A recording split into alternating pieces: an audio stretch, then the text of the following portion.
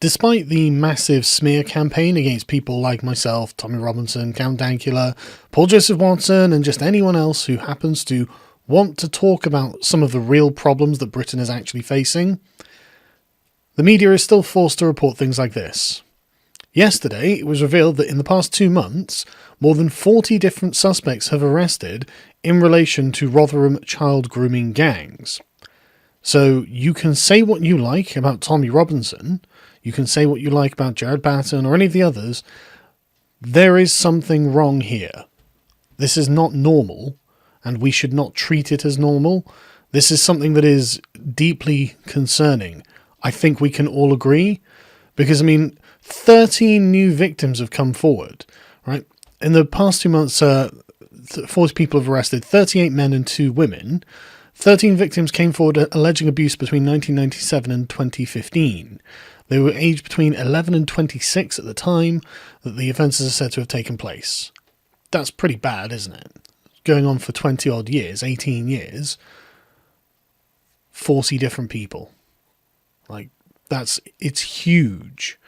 And the suspects are aged between 29 and 53, from Sheffield, Rotherham, Leeds, and Dewsbury and Maidstone in Kent, have all been arrested or interviewed by appointment. Now, this is not to say they're guilty, obviously, but there has been a pattern of behaviour, I think we can fairly say, over 20 cities throughout the Midlands and the North. So we kind of have to put whatever Tommy Robinson says in that kind of context. And one of the things that's really frustrating about dealing with any of this is that it is very much about class. Very much about class. It's Tommy's accent that means that everyone hates him. They can't possibly talk to someone with an accent like his. And so when Tommy takes his on-the-road election campaign, because he's been censored off of almost everything other than YouTube, on which he has been demonetized and restricted, so he can't grow his channel at all.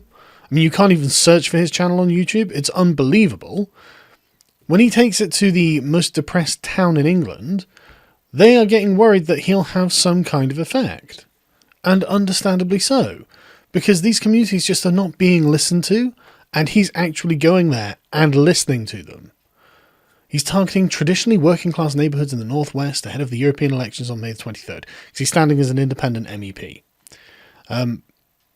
He was in Brinnington. I'd never even heard of this. A pro-Leave suburb of Stockport in Greater Manchester, which is the highest rate of depression in England. Wouldn't have heard about it otherwise, would you? I've never heard of this place. The media won't talk about stuff like this, because it's going to be depressed white English, isn't it? No one cares. No one cares about that. At least in the media.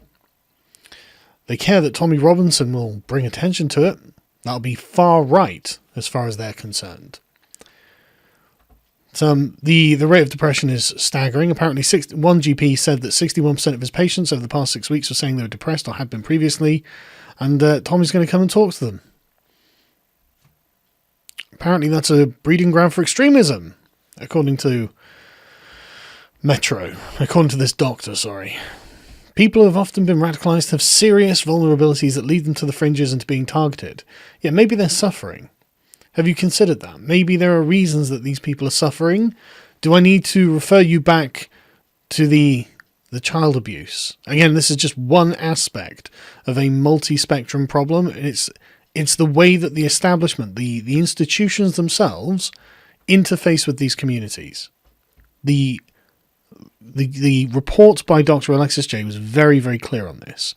They are afraid of being called racist by sort of the metropolitan media establishment. And I can understand why. Today, a BBC radio host was fired for having tweeted out a picture of the royal baby, which had an old black and white picture of, I guess, a royal couple with a chimpanzee that was dressed up going out. Now, to someone in a younger generation who's very clued in to the way the media establishment currently works, you're obviously going to be looking at that and thinking, well, they're going to assume that's racist. I don't know what his intention was. I don't think that he is actually a racist. I think that he probably, being a bit older, and I think probably from working class roots, had some kind of class intention in mind. However, it doesn't matter because now he's been sacked. And apparently they did it in a way that he described as a masterclass of pompous faux gravity. Well, that's all they can muster, really, isn't it? I mean, what exactly has he done wrong? He sent out a tweet. Even if you thought, oh my god, I find that racist, do you think he's a racist? Well, I mean, he claims he's not. I'm not a slavering secret racist. But look at the images they're using. I mean, that's not a good picture, is it? It's hardly complimentary to the man. But now I guess we're supposed to just assume he is a racist. I mean, maybe he is. Maybe he's a massive raging racist. Maybe he's just a guy who posted up a tweet that he thought would be funny and has got fired for it. There is no end to this kind of pearl-clutching tyranny, and I do think that it's going far too far. I mean, if Paul Joseph Watson is too controversial for Facebook, if Danny Baker tweets out one silly picture, where does it end? I mean, Tommy Robinson, you haven't got him on any, hate crime laws or anything like that, no hate speech. He's just been the enemy of the media establishment, and they have battered him and battered him and battered him.